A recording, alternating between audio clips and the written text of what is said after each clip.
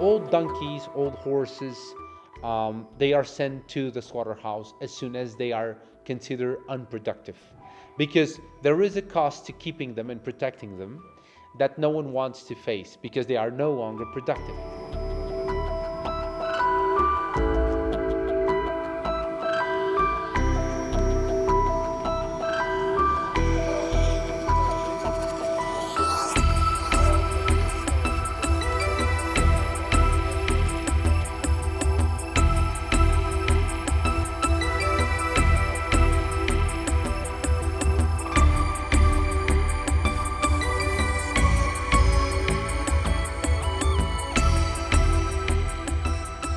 And to come here and visit the animals, get to know them, and understand the extraordinary individuals that they are, and that they should be treated as extraordinary individuals.